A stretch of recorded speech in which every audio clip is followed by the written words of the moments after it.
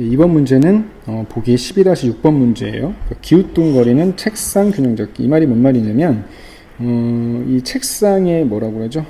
받침대 다리가 있는데 다리가 다 길이가 똑같지 않다라는 거야. 그러니까 세 개의 길이는 같은데 나머지 하나가 다르다라는 거예요. 한번 봅시다. 책상 다리 중에 세 개의 길이가 1m인데요. 나머지 다리의 길이가 0.5mm가 약간 기울었어요. 그렇다면 얘가 실제로 좀 평형이 이루어지진 않았겠죠. 이러한 책상이 있더라. 질량 M 290kg짜리 강철 막대를 책상 위에 올려놓은 거예요. 그렇죠. 근데 여기서 책상은 이 질량에 비해 충분히 작다고 본다면 당연히 책상은 290kg이라고 봐도 무관하겠죠. 이거 올려놨더니만 내 다리에 압축력이 가해져서 더 이상 뒤뚱거리지 않게 되었다. 이때 책상 다리는 휘지 않고 책상의 윗면은 수평을 유지했다라는 거예요. 그랬을 때 책상 다리의 단면적은 1.0 제곱센티미터이고요. 그때의 탄성률, 역률은 이때는 압축력이 되겠다. 역률은 어떻게 됩니까? 요만큼이 줬어요. 1.3 곱하기 10의 10제곱 뉴턴 퍼 미터의 제곱. 그러니까 단위 면적당 요만큼의 힘이 작용한다라는 거예요.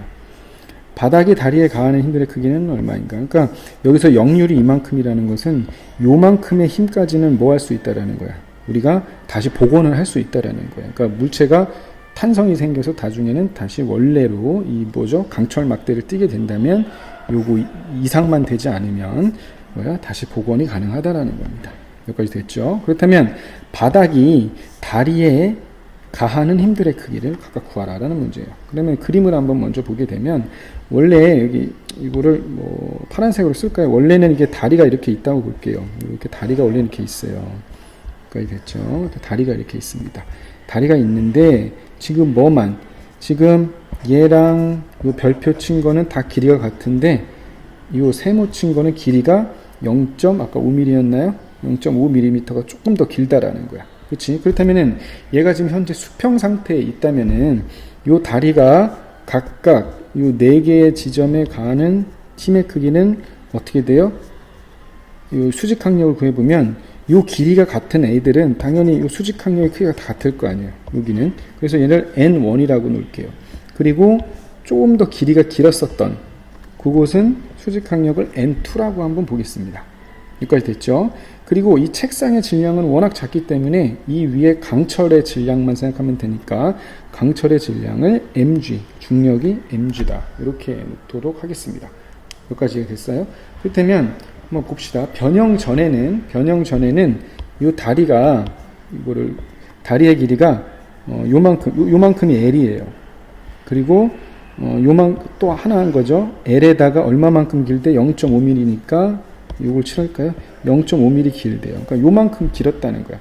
근데 변형 후, 즉 압축을 해가지고 길이가 지금 어떻게 변한 거예요? 그렇죠. L'으로 하나가 변했어. 나머지 세 개가. 그래서 델타 뭐가 됩니까? 여기 보면 델타 L1이라고 넣을게요. 근데 얘가 수평을 이룬다고 했으니까 나머지 D만큼 길었던 애도 요만큼 줄어들었을 거 아니에요? 그쵸? 그죠? 그렇다면 전체 줄어든, 즉 델타 L2, 얘를 델타 L2라고 보면 전체 줄어든 길이는 뭐가 됩니까? 그렇죠. 기존의 D에다가 델타 L1일 거 아니에요. 그래서 그거를 델타 L2라고 본다면 어떠한 식이 우리가 알 수 있어요? 바로 이 식이 나오겠죠. 그죠? 그러니까 D만큼 길었던, L보다 D만큼 길었던 다리가 델타 L2만큼, 델타 L2라고 보면 얘는 델타 L1에서 D를 더해준 그 길이가 될 거예요. 여기까지 이해가 됐죠? 그럼 한번 봅시다. 우리가 이제 요 식을 이용해서 이제 압축에 의한 그러니까 먼저 변형력이 가해졌죠. 그러니까 여기서는 압축력이겠죠. 압축력이 뭡니까? 얘가 지금 압축력이고요. 그리고 얘는 변형이고요. 그리고 얘는 뭐가 됩니까? 역률일 거예요. 여기까지 됐죠. 그래서 역률은 주어졌어요. 그렇다면 델타 L, 첫 번째 우리가 델타 L을 구해야 되거든. 그럼 델타 L은 뭐가 됩니까? 2A분의 LF가 될 거예요. 그래서 첫 번째입니다. 이러한 관계를 이용하죠. 바로 요 관계죠. 델타 L2는 델타 L1에다가 D만큼 더 해줬어야 돼. 그지? 그래서 얘를 여기다가 뭐 해주면 돼? 대입을 해주게 되면 어떠한 식이 나와요? 그렇죠. 이러한 식이 하나 나오겠죠. 이러한 식이 나와요.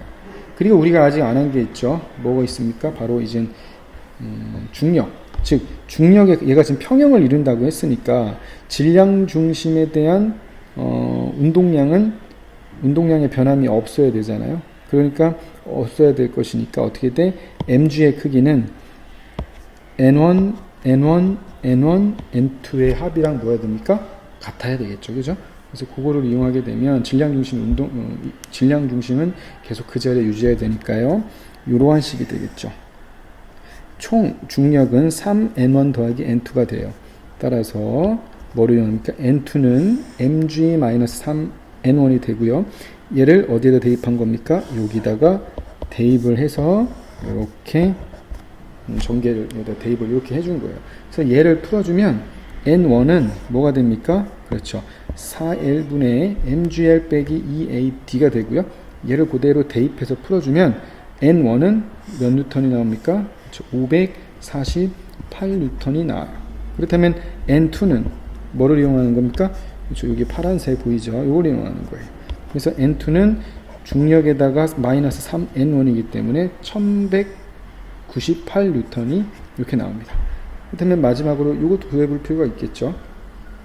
기존의 L의 막대의 압축률을 계산해 볼게요. L의 막대가 몇 cm가 줄어드는 거예요? 그렇죠.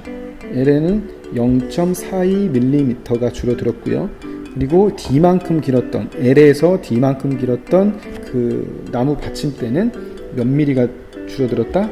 0.92mm가 압축되었다, 줄어들었다. 이렇게 볼 수가 있다는 거죠. 여기까지 됐죠? 고생했습니다. 이상으로 풀이 마칠게요.